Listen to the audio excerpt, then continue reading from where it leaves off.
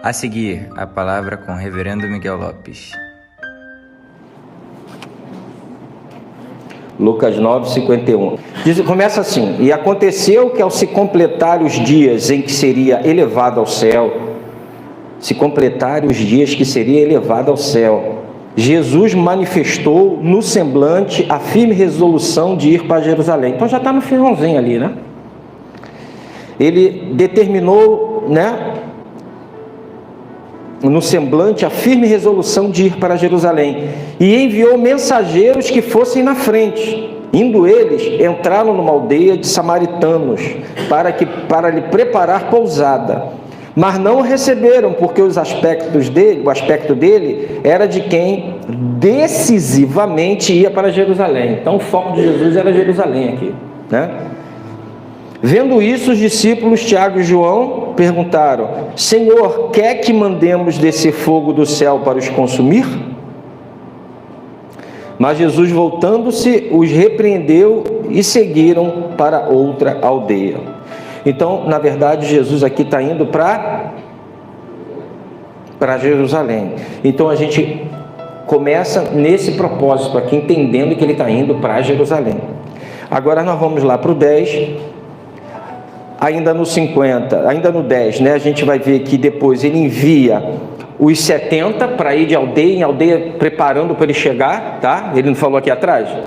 Ele falou que é para preparar lugar. Então eles enviam os 70 vão fazendo a obra, vão curando, vão pregando o evangelho, vão libertando as pessoas de espíritos imundos, e ele vai então fazendo essa obra tão maravilhosa que Deus dá autoridade para eles. Aqui não tem ninguém que não seja curado, tá bom? Impôs a mão, ficou curado. Hoje não, hoje a gente ora e depende de Deus, Se ele quiser curar, amém. Se ele não quiser, nessa época não. Por isso que não tem apóstolo hoje. Negócio de apóstolo, filho do trovão, não tem. Não existe apóstolo, porque os apóstolos colocavam a mão em qualquer pessoa, em qualquer situação, e ele era curado. Hoje ninguém faz isso, tá? E eles tinham autoridade, para escrever aquilo que estava acontecendo, canônica. Hoje ninguém pode meter a mão nisso aqui e acrescentar nada. Então não existe apóstolo hoje, a não ser no sentido de enviado. Poxa, o nosso irmão aqui missionário é um apóstolo, ele vai para tudo que é lugar, ele é enviado pela Jocum para vários lugares, nesse sentido sim. Agora, apóstolo no sentido de ser comissionado diretamente por Jesus em vida, até mesmo Paulo se considera um apóstolo fora do tempo, porque não foi em vida, mas Jesus apareceu para ele na estrada de Damasco e foi corroborado o seu apostolado com aquilo que ele fez, que era igualzinho aos outros apóstolos. Ele curava, ele pregava, ele tinha autoridade, tá? Então hoje não existe apóstolo, e a gente precisa continuar aqui, que eles voltam, Aí Jesus começa a entrar aqui e falar das cidades impenitentes. Ai de você, Corazim, ai de você, Betsaida, no verso 13. Porque em Tiro e Sidom, se tivesse operado os milagres que foram feitos em vocês, há muito que eles teriam se arrependido, assentados em pano de saco e cinza. Mas no juízo haverá menos rigor para Tiro e Sidom do que para vocês. E você, Cafarnaum, cidade que Jesus fez tanto, como ele trabalhou nesse local, pensa que será elevada até o céu, será jogada no inferno. Quem ouve vocês, ouve a mim, e quem rejeita vocês, é a mim que rejeita. Quem, porém, me rejeita, está rejeitando aquele que me enviou, ou seja, rejeitando o próprio Cristo. Olha que cadeia. Está rejeitando os apóstolos, está rejeitando quem? Jesus. E se está rejeitando Jesus, está rejeitando o próprio Deus, que ele é Deus. Não é verdade? E aí ele começa, aí os 70 regressam, todos felizes porque os demônios se submeteram a ele. Olha o contexto. Eles começam, a importância do contexto, tá? E eles começam a ficar felizes porque os demônios se submetem a eles. E Jesus fala: eu via Satanás caindo do céu, perdendo a sua força, porque o reino estava sendo implantado. E ele diz: no entanto, não se alegrem porque os espíritos se submetem, e sim porque o nome de cada um de vocês está registrado no céu. Fica feliz que o demônio sai quando vocês falam, porque eles se submetem a vocês, mas fiquem felizes que o nome de vocês está rolado nos céus. Coisa maravilhosa. Aí Jesus vem e exclama aquela coisa maravilhosa, é um dos versículos, fala o versículo, né? Mas pode ser texto também, que mais eu gosto. Ele disse, lá no versículo 21, naquela hora Jesus exultou no Espírito Santo e exclamou: graças te dou, ó Pai, Senhor dos céus e da terra, porque escondeste essas coisas dos sábios instruídos e as revelaste aos pequeninos. Sim, ó Pai, porque assim foi do teu agrado. Você imagina? Graças te dou, ó Pai, porque ocultaste essas coisas dos soberbos, daqueles que acham que não precisam do Senhor, daqueles que são independentes, daqueles que acham que o Senhor é irrelevante, confiam em outras coisas. Coisa maravilhosa que ele fala aqui, né? E aí, dentro desse contexto, nós vamos ler aqui o 25, aonde vai dar a pegada aqui da parábola. E eis que certo homem, intérprete da lei, se levantou com o objetivo de pôr Jesus à prova e lhe perguntou: mestre, que farei para herdar a vida eterna? Então Jesus lhe perguntou: o que está escrito na lei? Como você entende? A isto ele respondeu: ame o Senhor seu Deus de todo o coração, de toda a sua alma, com todas as suas forças e de todo o seu entendimento, e ame ao seu próximo como você ama a si mesmo. Então Jesus lhe disse: você respondeu corretamente, faça isso e você viverá. Que coisa extraordinária. Ele pergunta igualzinho o jovem rico: Senhor, o que eu faço para herdar a vida eterna? Guarda os mandamentos. Já tem guardado, vai, vende tudo que você tem e dê aos pobres. Aí o cara vai embora, né? E aqui novamente esse perito da lei, esse intérprete da lei, esse doutor da lei, fala para Jesus, né? Que farei para herdar a vida eterna? Aí o que ele diz? O que está escrito na... Minha pergunta, e vai ficar aqui para responder mais tarde: por que Jesus leva ele à lei e não ao evangelho? Por que Jesus leva ele para a lei e não leva ele para o evangelho? Porque poderia levar para o evangelho, não poderia? Levou para a lei. Engraçado que a gente acha que amar a Deus sobre todas as coisas e ao próximo como a si mesmo é coisa de Jesus e do Novo Testamento, né? Mas não é. Já estava no Antigo Testamento, né? Se nós abríssemos aí Deuteronômio 6, no versículo 4 e 5, né? Escute, Israel, o Senhor nosso Deus, Ele é o único Senhor. Portanto, ame o Senhor Deus de todo o coração, de toda a sua alma, com toda a sua força. Estas palavras que hoje lhe ordeno estarão no seu coração. A gente já viu que o coração na Bíblia não é o órgão, é a sede das emoções, razão e vontade, tá? E aí tem um problema. E o próximo, como é que fica? Vamos abrir então Levítico 18, versículo 19. Vamos ver se isso está lá também, né? Levítico capítulo 18. Perdão, Levítico 19, versículo 18, tá? Levítico 19, 18. Não procurem vingança, nem guarde ira contra os filhos do teu povo, mas ame o seu próximo como você ama a si mesmo. Eu sou o Senhor. Então ele respondeu certo. Esse perito da lei, esse doutor da lei, ele respondeu certo. Quando Jesus perguntou: o que diz a lei? Ame a Deus sobre todas as coisas e ao próximo como a si mesmo. Vocês acham que ele respondeu certo? Respondeu, não é verdade? Mas qual é o problema aqui? E a gente vai descobrir isso de uma maneira bem interessante. Jesus vai dizer para ele assim: você respondeu corretamente. E ele disse então: faça isso e você viverá. Esse viverá aqui é vida eterna. Tá? Faça isso e você vai ter a vida eterna. Ok? Fechamos? Podemos ir embora para casa? Ama a Deus sobre todas as coisas. E o próximo pode ir embora. Vai viver a vida agora. Pode ir embora. É só isso para você ter a vida eterna. Tá bom? Pode ir para casa. Não precisa nem mais vir para a igreja, que você já tem a vida eterna. Ame a Deus sobre todas as coisas. E o próximo, toca a tua vida agora. Não sei nem para quem está pagando aluguel aqui. Não sei nem para quem, né? Fica fazendo. Não precisa. É só fazer isso, está tudo certo. Será? Vamos continuar. Óbvio que é isso, né? Só que nós vamos ver que é muito mais que isso. Você respondeu certamente, corretamente. Faça isso e você viverá. Mas ele, querendo justificar-se, perguntou a Jesus: quem é meu próximo? Ih, isso aí pegou, né? Quem é meu próximo? Ele está tentando se justificar, porque a pessoa orgulhosa, ela não quer ficar por baixo. Ela fala: pô, é verdade, eu não sei o que é isso. Obrigado, entendi agora. O orgulhoso, ele quer se justificar. Sabe aquela pessoa que você fala com ela: pô, mas você, cara, não poder. Mas eu já fiz isso, já fiz aquilo outro. Entendeu? Você não sabe que eu sempre, né? Então a pessoa tenta justificar. Se justificar para não ficar mal. Isso é sinal de orgulho, né? Uma pessoa orgulhosa, ela se justifica o tempo todo. Ela não consegue dizer assim: perdão. Jesus, ao invés de respondê-lo, ele conta uma parábola. A resposta de Jesus para ele: quem é meu próximo? Jesus vai contar uma parábola para ele. Um homem descia de Jerusalém para Jericó, verso 30. E caiu nas mãos de alguns ladrões. Estes, depois de lhe tirar a roupa, ele foi o quê?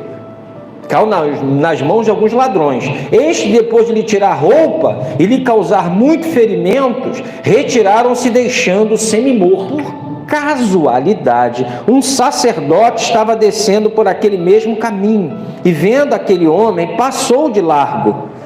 Um sacerdote. Então a gente fala assim: esse sacerdote é um grande safado, não quis saber de pobre, não é verdade? Não é isso? Não ajudou a pessoa, não é isso que a gente escuta por aí, desde cedo? Não é.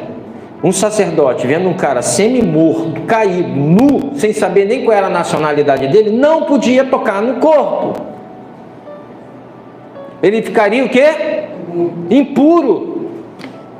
Ele passa ao largo, para não ser contaminado. Se lembra que eu falei para vocês que eles tinham que lavar a mão, porque onde eles encostavam a mão, se um gentil tivesse colocado a mão ali, ou um ímpio, passaria o pecado para eles? A ideia é que Jesus está desconstruindo tudo na cabeça deles. Eles entenderam tudo errado.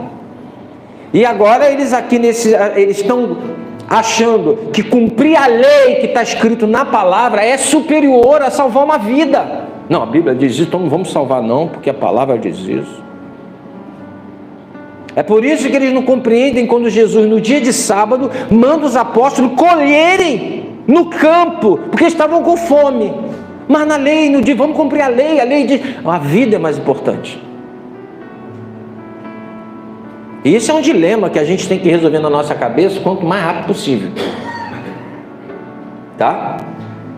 E aí, vem o levita. Os levitas são, filhos de Levi. Na verdade, você vai ver que Arão também é da tribo de Levi, mas é através de Arão que vem os sacerdotes, tá? E de maneira geral, os levitas, eles são ali contratados para cuidar do templo. Esse negócio de ser na igreja, o pessoal fala: ele é um levita. Não, não tá. Levita não tocava nada, não cantava nada. Ele só é um grupo, uma parte, só vai ser usada como cantores no período de Davi. Davi separa alguns para se tornarem cantores ali, mas o levita cuidava do templo de modo geral. Então é errado dizer até que é uma levita, ela não é uma levita. Tá bom? Nem o Felipe o levito. Tô brincando. Então, gente, os dois estão descendo e os dois sabem que não pode tocar em alguém morto. Isso já desconstrói tudo que a gente aprendeu. Não é verdade? E ele continua, porque ele está semi-morto. Olha o texto dizendo, ele está semi-morto. Por causalidade, o sacerdote estava descendo por aquele mesmo caminho e vendo aquele homem passou de largo. De igual modo, o levita descia por aquele lugar e vendo-o passou de largo. Certo samaritano, que seguia o seu caminho, passou perto do homem, vendo-o, compadeceu-se dele. E aproximando-se, fez curativos nos ferimentos dele, aplicando óleo e vinho. Esse óleo aqui era feito do azeite, com alguma mistura, e era tratado para curativo, nos ferimentos. Ok? Vinho era também, nesse sentido, um antisséptico. Era um antisséptico, Hoje a gente tem muitos aí na farmácia, mas naquela época o vinho era usado como antisséptico. E os dois elementos aqui, o que mais tinha no templo era isso, né? Óleo e vinho. Coisa espetacular. E a parábola continua. O que ele faz mais? Depois colocou aquele homem sobre o seu próprio animal. O cara gasta tudo que tem para a viagem, certo? De Jerusalém a Jericó são 27 quilômetros, tá? Altura 1000 metros, 27 quilômetros. Hoje é muito mais rápido, né? Tem estrada, tem carro, mas naquela época são 27 quilômetros. Ele prepara tudo isso para a viagem dele. O burrico dele está lá para viajar. Ele pega o burrico dele e coloca o próximo dele, sem saber se era judeu, sem saber se era árabe, sem saber quem é, coloca em cima do carro e vai a pé. Ok? Ou não? Gastou o que tinha. Aqui não diz que ele botou um pouquinho para ficar com o resto. Ele deve ter usado o que foi necessário. Coloca no burrico e vai embora. Continua.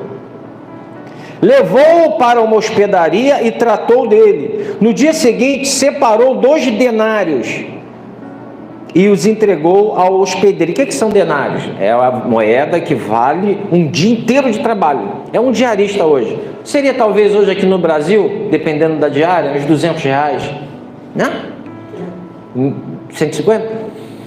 Uma diária, 100? Não, acho que é R$200. Pelo menos na limpeza tem uns R$200. Salário mínimo é 1.400. Hã? Salário mínimo é 1.400. Sim, mas aí a gente não vai pelos avos do salário, não. É que alguém trabalha sem carteira, sem nada. O diarista mesmo. Uma limpeza em apartamento, vamos supor que é pequenininho, acho que é R$200 por aí, não é isso? Estou certo ou estou errado? Vamos botar um salário de uma diarista. Então dá para, né, comprar ali as coisinhas e tal. Então era o salário de um diarista. Uma diária de um jornaleiro. Na Bíblia também, algumas antigas, é chamado de jornaleiro, né? Então ele coloca 2 denários para 2 dias, para gastar o que fosse preciso. É como se ele fosse aqui agora no Quintador, ou nesse aqui que eu esqueço o nome também, e chegasse lá, ó, trouxe um doente aqui, eu vou pagar 2 dias de tratamento para ele. Mas o que exceder deixa que eu pago. Esse cara tinha algum crédito na praça, não é verdade? Quando eu voltar, eu vou dar o que faltou. Ele podia falar isso e não voltar mais, né? Ele voltou. Olha o que ele continua. Depois colocou aquele homem sobre o seu próprio animal, levou-o para uma hospedaria e tratou dele. No dia seguinte separou 2 denários e entregou ao hospedeiro, dizendo: cuide deste homem, e se você gastar algo a mais, farei o reembolso quando eu voltar. Hein, gente? Que coisa, hein? Pega ele, coloca dentro do carro novinho que você comprou do ano, sabe? Ensanguentado, leva ele para o hospital, usa o que você tem ali na hora, ok? Para ajudá-lo. Depois você leva para o Quintador, ou para o Copador, ou para Balbino, mais próximo, e você deixa lá, paga a despesa de 2 dias para ele e diz: gasta o que for preciso. Você não sabe quanto ele vai ficar. Pode ser 1 semana, 2 semanas, 1 dia, e eu vou pagar tudo. Uau! Então Jesus perguntou: qual desses três lhe parece ter sido o próximo desse homem? Eles jamais iam falar samaritano. Essa palavra, ele jamais ia macular a sua saliva falando essa palavra. Tá? Então eles dizem o seguinte: qual desses 3 parece ter sido próximo do homem que caiu nas mãos dos ladrões? O intérprete da lei respondeu: o que usou de misericórdia para com ele. Não falou samaritano, né? O que usou de misericórdia para com ele. Então Jesus lhe disse: vá e faça o mesmo. E aqui a gente entra num grande propósito da mensagem. A gente volta lá para o capítulo 10, no versículo 25. 10, 25. E eis que certo homem, intérprete da lei, se levantou com o objetivo de pôr Jesus à prova e lhe perguntou: mestre, que farei para herdar a vida eterna? A minha pergunta para mim e para você: você ama Deus sobre todas as coisas e próximo como a si mesmo? Você já fez isso aqui com alguém na sua vida? Você ama a Deus de toda a tua força, todo o teu entendimento, todo o teu coração, a ponto de você simplesmente se negar e buscar fazer a vontade de Deus. Uma coisa que a gente precisa entender aqui é que todos os preceitos morais da lei, ou seja, os 10 mandamentos, explicam em detalhes o que é amar a Deus sobre todas as coisas e o próximo como a si mesmo. Quando você pega os 10 mandamentos, os primeiros 4 mandamentos referentes a Deus. E os 6 próximos são referentes ao meu próximo. A minha pergunta: quem consegue amar a Deus sobre todas as coisas e o próximo como a si mesmo? Quem consegue? Porque, vamos dizer assim, os detalhes para você fazer isso estão na lei.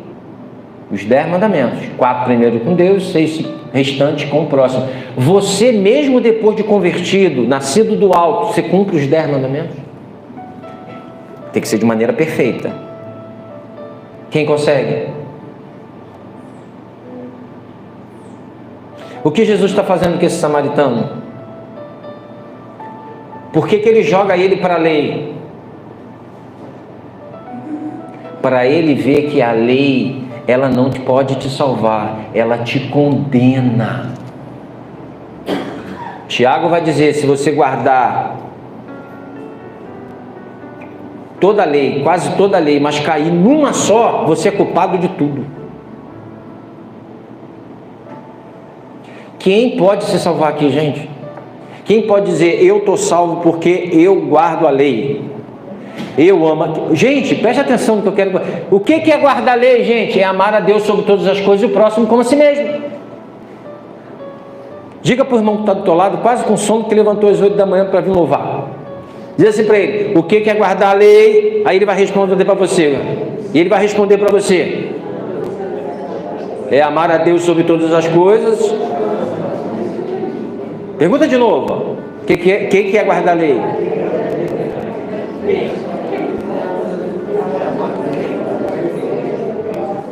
Agora cada um pergunta para o outro devagar assim: você cumpre a lei?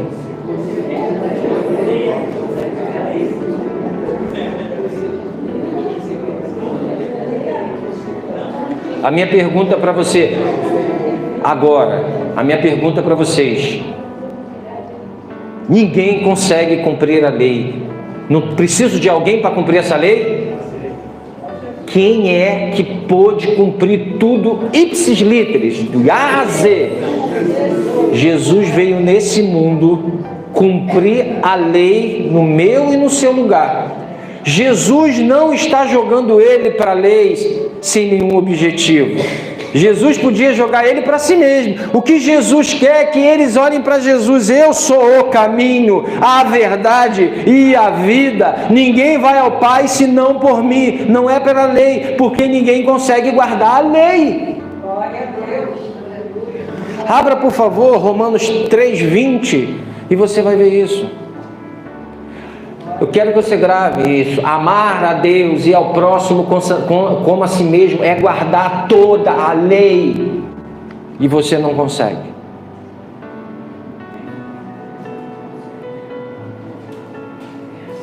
E tentar não é suficiente.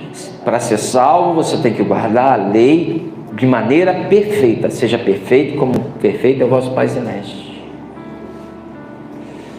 E aqui você vai ver, porque ninguém será justificado diante de Deus por obras da lei.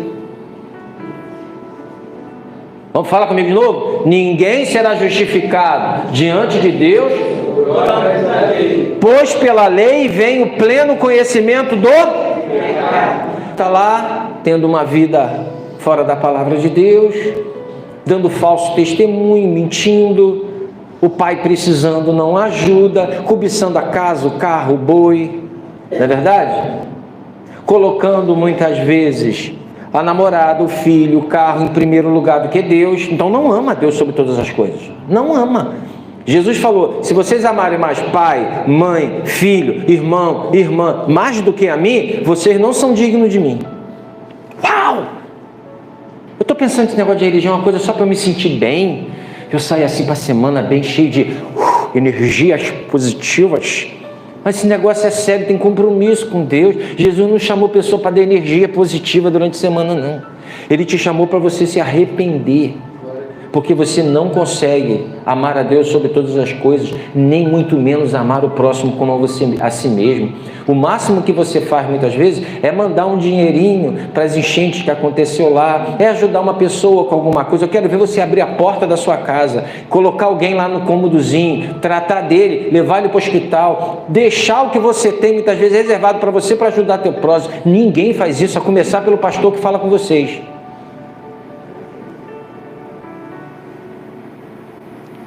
Nós precisamos de um Salvador, alguém que cumpriu essa lei no nosso lugar. Depois de cumprir essa lei, não foi suficiente, porque ele foi justo, mas para ele nos imputar a sua justiça, era necessário ele ir à cruz do Calvário para pagar o preço do que eu não consegui fazer. Ele precisou pagar o preço do meu pecado. Ele vai, perfeito, ele tinha poder para dar ordem, tudo acontecer do nada, Deus fulminar todo mundo ali, mas ele não, eu me entreguei pelos meus. Ele vai à cruz e é castigado daquela forma, por meu e o teu pecado, porque Deus é bom, mas Deus é justo. Deus não pode perdoar você falando assim: a dona Rita está tão bonitinha de vermelho hoje, está perdoada. Deus é justo, nós quebramos a lei dele, nós o abandonamos, nós não amamos o ser que ele fez, a sua imagem e semelhança, nós não merecemos a salvação, por isso ele veio encontrar a gente, por isso ele veio nos buscar. Os mais ativistas dos direitos humanos, de qualquer coisa, são incapazes de guardar o amar a Deus e o próximo como a si mesmo, porque não amam até a terceira página. Quando envolve a minha vida, aí já é complicado. A gente faz o que é, como diz, né? A política é a arte do possível. Então a gente faz o que é possível. Um tantinho para você e um tantão para mim. Isso também tem dentro da igreja, tá? Um tantinho para você e um tantão para mim.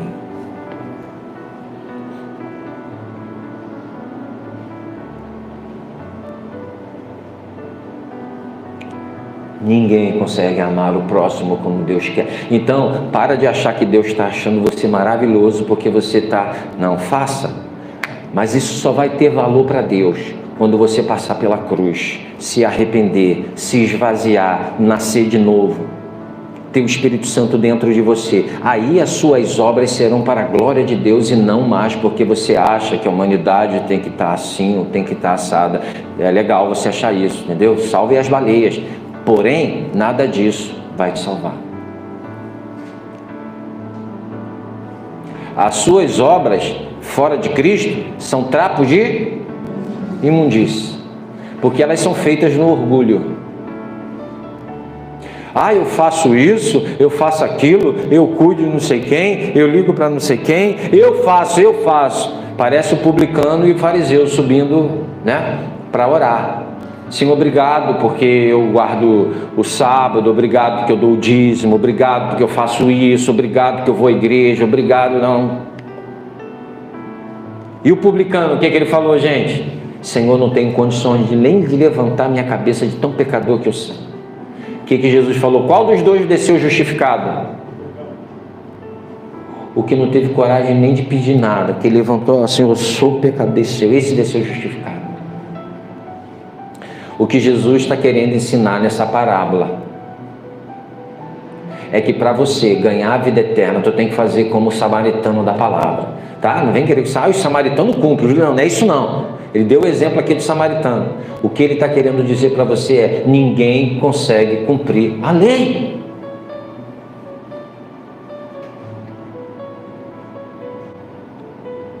ninguém consegue cumprir a lei.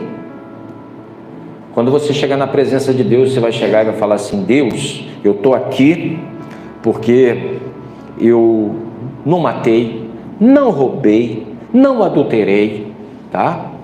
Não menti, nunca pensei mal contra ninguém, nunca senti vontade de matar ninguém. Já está mentindo, né? E aí Deus vai falar: tá, mas e a lei toda? Cadê? Aí chega um outro: Senhor, estou aqui, tá, fala aí. Olha, eu não tenho mérito nenhum, tentei, mas sempre caí, sempre errei em algum ponto, nunca consegui te agradar do jeito que o Senhor pediu, mas eu sei que o Senhor enviou o seu Filho para morrer por mim, Ele pagou o preço dos meus pecados, e eu me garanto na justiça dEle. Eu me garanto não nos meus méritos de ser o bonzão, mas eu me garanto nos méritos dEle. Então, Senhor amado, eu abracei o teu Filho pela fé como meu único e suficiente Salvador.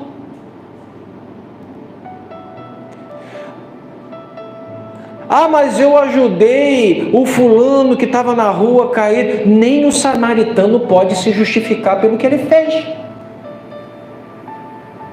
Isso é uma parábola. E é a única que tem nos evangelhos. Em Lucas não tem nos evangelhos sinóticos. Só ali. E provavelmente você não vai ver mais, porque é uma parábola somente. Porque ninguém consegue cumprir isso. Isso não é para você não deixar de ajudar as pessoas. Isso não é para você deixar. Não é isso. Mas eu quero dizer que se você basear o que você faz para ser salvo, se você quiser ser salvo baseado naquilo que você faz, eu quero dizer para você que não é por aí. Ajude o próximo como ser humano, salve as baleias, tubarões, os golfinhos, as sardinhas. Amém. Não tem problema nenhum. Todavia, entretanto, isso não te salva. É tudo trapo de imundícia se não passar pela cruz. E é isso que Jesus está ensinando para ele. E a parábola muitas vezes vai pegar uma questão totalmente diferente, porque é justamente os legalistas fazem isso. Eles querem se defender no que faz. Abra, por favor, para terminar, Lucas 16:15. Lucas 16:15. Mas Jesus lhe disse: vocês são os que se justificam diante dos homens, mas Deus conhece o coração de vocês, pois aquilo que é elevado entre os homens é abominação para Deus. Eu faço, olha o que é para Deus, ó. Abominação. Ó, vocês são os que se auto-justificam. Nesse momento agora, tem corações aqui se auto-justificando. Ah, mas que é isso, pastor? Eu nunca fiz nada de mal, eu já ajudo do jeito que eu posso. Você se justificou, meu amigo. Você não esvaziou teu coração, você não foi o publicano que subiu para orar junto com o fariseu. Você continua com o coração orgulhoso. Você só nasce de novo. E aí, eu vou encerrar aqui. Você só nasce de novo. Você só experimenta o novo nascimento. Você só experimenta a conversão genuína, aquela que muda tudo, né? Caio Fábio, no tempo dele, que ele era, o pastor Caio Fábio, foi uma bênção nesse país. Infelizmente ele acabou tomando um rumo diferente. Continua crendo em Jesus, mas desconstruiu um monte de coisa. Ele falou que assim que ele se converteu, ele estava no curso dele lá, e aí todo mundo começou a analisar a conversão dele. E todo mundo estudava: não, mas isso aqui é psicológico, é isso, que não sei. E todo mundo, professor dele com doutorado. No final ele fala o seguinte: cara, no final eles estudaram, mas eles não podiam negar que a minha vida foi transformada. O que eu era impossível alguém me mudar, a não ser pelo poder do Evangelho.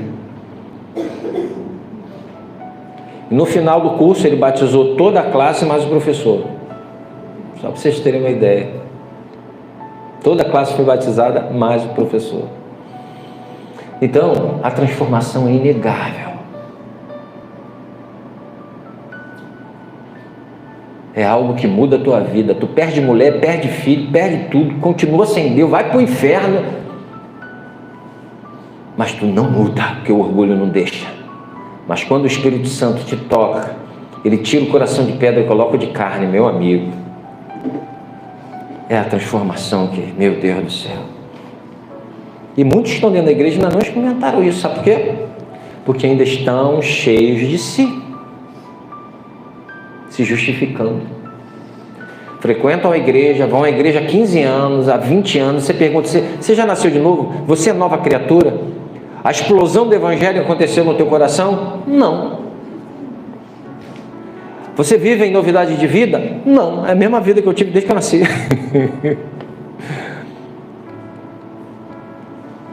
As pessoas falaram, caraca, o que aconteceu contigo? Tu mudou radicalmente. Alguém já falou isso? Não.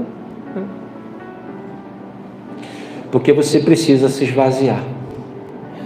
Enquanto você não reconhecer que tudo que você faz não serve para ser salvo, que tudo que você vier a produzir não vai levar contigo, porque também não vale nada perante a tua salvação eterna. Se humilhar na presença dele, pedindo para que ele te cele, clamando, e isso estou falando para a gente que está na igreja há 15 anos, tá? Enquanto você não se esvaziar, você não vai experimentar um novo nascimento. Você se acha muita coisa? Você é um doutor da lei? Tem doutorado na lei? Doutorado em biologia, em química? Nada disso compra o reino de Deus. Você tem que esvaziar, tem que se humilhar, e aí você vai ver o evangelho explodir no teu coração. Vinde a mim que estáis cansados e sobrecarregados, e eu vos aliviarei. Tomai sobre vós o meu jugo, porque eu sou manso e humilde de coração. Eu troquei alguma parte aqui, mas encontrarás descanso. Você já está cansado? Ou ainda está cheio de energia? Eu consigo, eu venço, eu sou o cara. Eu escuto o YouTube, o cara fala, vai, tu vai, dá um tiro no meio do caminho, tu para, porque aquilo é só motivação, entendeu? Não é transformação, é motivação. Aí tu vai, com um mês tu... Você é vitorioso, você é vencedor, tu vai conquistar, e tu vai lá no YouTube, tu sai lá do YouTube.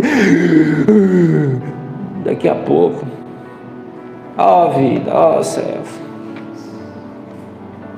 Amém? Amém? Que a parábola do samaritano seja um espelho para você, e você nunca vai fazer o que ele fez, e ninguém vai fazer o que eu faço para herdar a vida eterna. Vá para Jesus. Somente Ele pode te dar isso. Ele é o caminho, a verdade e a vida. Bem, vamos orar? Senhor, meu Deus, meu Pai, muito obrigado, Deus amado, porque não tem nada a ver conosco. Nunca foi sobre nós. Nem foi e é sobre aquilo que podemos fazer, Senhor. É tudo sobre você, é tudo sobre você. E para você, Jesus. Quem sou eu? E o que eu posso fazer para te merecer, Senhor? Nada. Por isso todos nós aqui, Senhor, em um só coração dizemos, não temos condições nenhuma de ser salvo. Não conseguimos amar a Deus sobre todas as coisas, nem o próximo como a nós mesmos.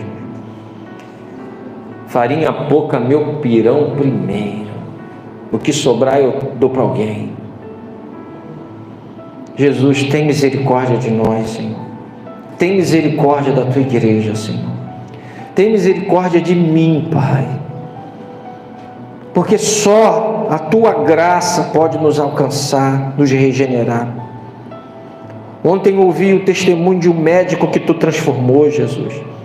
No 3º ano de medicina, ele vivia um vazio tão grande, uma sede de amor tão grande, que ele tomou remédio para morrer. E ele havia terminado com a namorada. E a namorada dele também, sem ele saber, tentou o suicídio. Só que ela foi bem no propósito que ela implementou. Ela morreu. E ele não conseguiu morrer na sua tentativa. Até que tu enviou o Natan lá. Tu enviou alguém e falou com ele profundamente, Senhor. E o evangelho explodiu no coração dele. Ele conheceu o teu amor. Não importa títulos, não importa se você é médico, doutor, engenheiro. Você precisa se esvaziar de toda a sua autoconfiança, de todo o teu orgulho, de toda a tua autojustificação e pedir para que Jesus te receba. Vá a Ele chorando e clamando, porque esse vazio, a fome da tua alma, a sede de alegria, tudo isso que você tem, quando você encontra a pérola de grande valor, fique em segundo lugar. Porque a alegria do Senhor é a nossa força. É Ele que nos enche, é Ele que nos fortalece quando estamos fracos. Isso não quer dizer que a gente não vai ter momento mais de fraquezas, mas aquela experiência do novo nascimento, aquela regeneração do teu coração, aquilo fica marcado para o resto da tua vida. E é o selo de que você é dele, que você vai herdar a vida eterna. É o novo nascimento. Porque se você teve o novo nascimento, é porque o Espírito Santo te selou. E é a garantia da vida eterna. Aleluia, Jesus. Amém, Pai. Amém, Jesus.